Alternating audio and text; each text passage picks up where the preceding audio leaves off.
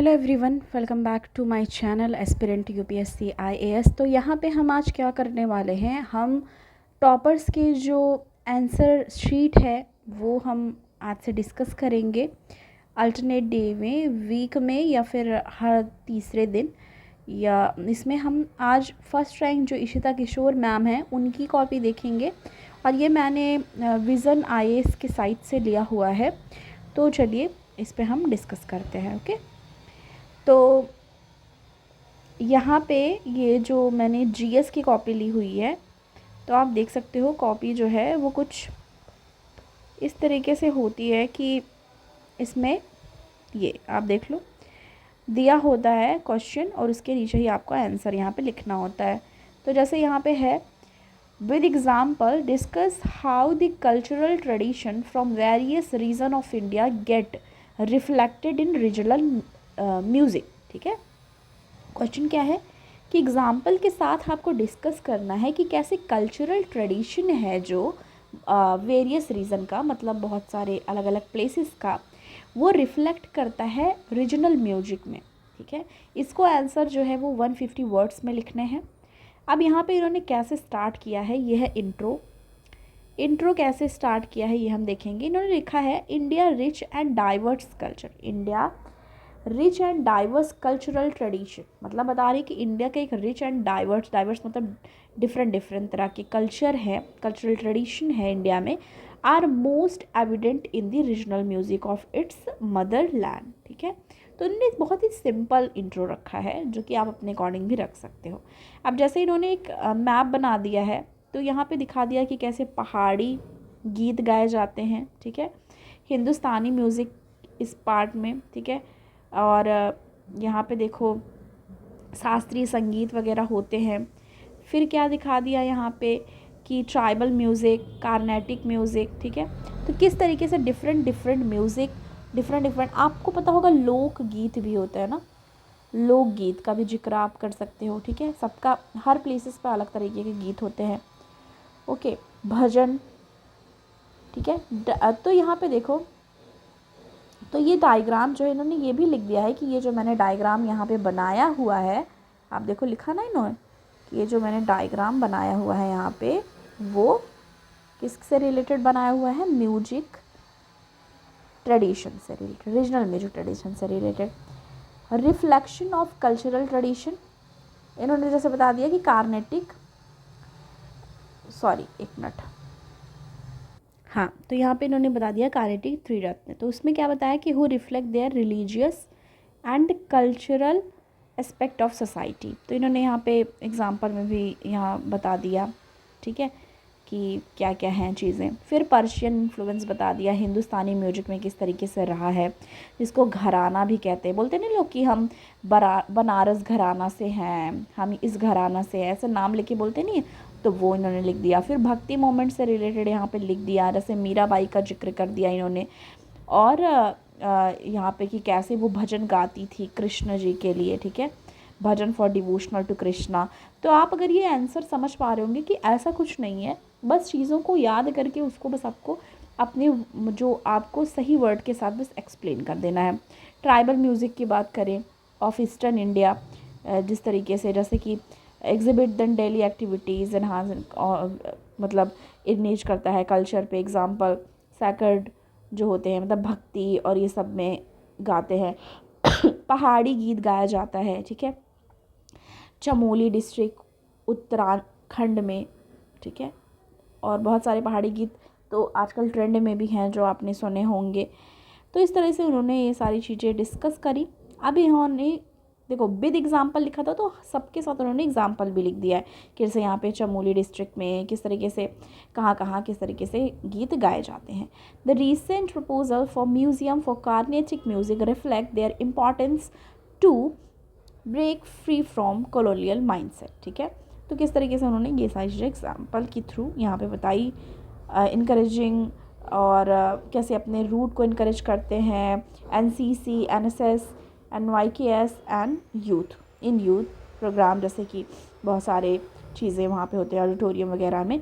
तो वहाँ first question उनका हो गया। दूसरा, highlight the emergence of working class movement, discuss it's contribution towards Indian freedom struggle. ठीक है, तो ये यहाँ पे बताया गया है।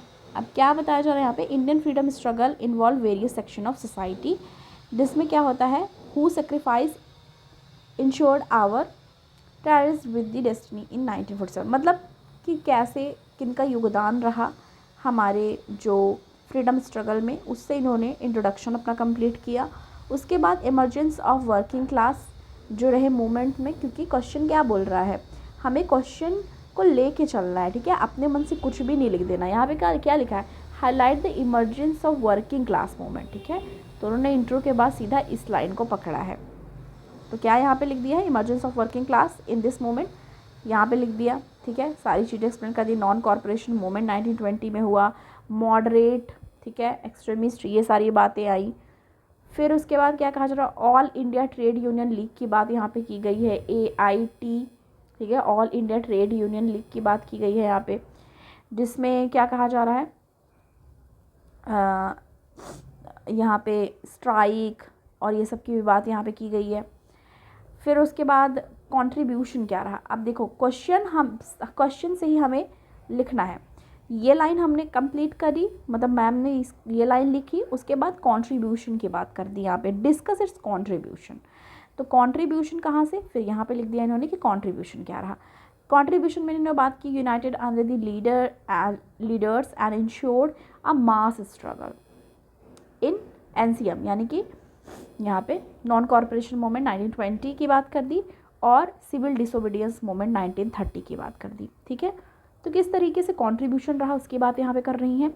अप्रोच क्या है, यूनिटी एंड कोऑपरेशंस में Gandhi ji aimed to bridge the class divide, जो क्लास डिवाइड है उसको गांधी जी ब्रिज करना चाहते थे, यूनिटी लाना चाहते थे, कोऑपरेशन से काम चले, ये बात होती। तो अहमदाबाद मिल स्ट्राइक की भी इन्होंने डिस्कशन कर दिए। क्यों, क्योंकि देखो आप एक चीज़ कॉमन है जो नोटिस कर पा रहे होंगे, ये हम रैंक फर्स्ट की कॉपी देख रहे हैं, एग्जाम्पल सबके साथ दिया गया है, ठीक है। यूनिटी एंड कोऑपरेशंस की बात अगर करी जा रही है तो अहमदा मिल स्ट्राइक की बात यहाँ पे कर ली गई है। मास स्ट्रगल और इंश्योर करना, मास स्ट्रगल यूनाइट करना अंडर द लीडर्स, तो इसमें NCM एंड CDM यानी कि non corporation movement and civil disobedience movement की भी बात यहाँ पे करी गई है, ठीक है। तो इस तरीके से यहाँ पर चीज़ें इन्होंने डिस्कस की है। या लिमिटेशंस की बात यहाँ पे करी है। अब देखो 2 पार्ट्स हमने क्वेश्चन के कवर करे यहाँ से जो लिखे गए हैं ऑलरेडी। उसके बाद देखो क्या कहा जा रहा है, टूवर्ड्स इंडियन फ्रीडम स्ट्रगल, तो हम पूरे क्वेश्चन को क्या कर दिया, कंक्लूड कर दिया, ठीक है। ये भी लिख दिया कि emergence of working class movement क्या है और कंट्रीब्यूशन क्या है, सारी लिख दी। अब बात रह जाएगी कंक्लूजन की, तो कंक्लूजन में यहाँ पे लिख दिया, yet then contribution remains unparalleled in securing independence as they form the base of the struggle we, ठीक है, आज़ादी का अमृत महोत्सव टू देम, ठीक है, वी सेलिब्रेट, आप ये कह सकते हो कि अभी हो रहा है ना आज़ादी का अमृत महोत्सव, टू देम, तो मतलब क्या कर दिया कि डायनामिक को, मतलब स्टार्टिंग डायनामिक वहाँ पे वो कर दिया कि पास्ट में क्या चीज़ें हुई, करंट में उसे किस तरीके से आज़ादी का अमृत महोत्सव के रूप में मनाया जा रहा है, ठीक है। तो ये चीज़ें, कंक्लूज़न, इंट्रो, बॉडी, कंक्लूज़न, सब इस तरह आपने देखा। तो इसी तरह सारा बोला गया है, do you agree with the view of Gandhi politics was in sense of continue of Tilak politics. तो यहाँ पे इन्होंने फिर कैसे किस तरीके से क्वेश्चन, तो मतलब सारी चीज़ें आपको क्या करनी है, क्वेश्चन से ही लेनी है, अपने मन से कुछ भी आपको नहीं लिख देना है। तो ये इनकी कॉपी है जो कि हमने यहाँ पे देखा। It is said that world ocean are losing their memory due to human induced warming से रिलेटेड क्वेश्चन आ गया, comment and also discuss consequence of phenomena. अच्छा, अगर आप चाहोगे ना तो मैं previous year question with model answer भी आपको प्रोवाइड कर दूंगी, अगर आपको चाहिए होगा कमेंट सेक्शन में बताना, वो हम डेली डिस्कस कर लेंगे, ठीक है। तो यहाँ पे मैम की कॉपी हमने यहाँ पे क्या करा देखा है। अगर आपको पूरे जो है उसका एक्सप्लेनेशन चाहिए होगा तो आप कमेंट सेक्शन में बताना, मैं वो भी पूरा एक्सप्लेन टॉपर कॉपी भी कर दूंगी, या फिर आपको PYQ चाहिए होगा विद मॉडल आंसर तो वो भी हम क्या कर सकते हैं, डिस्कस कर सकते हैं।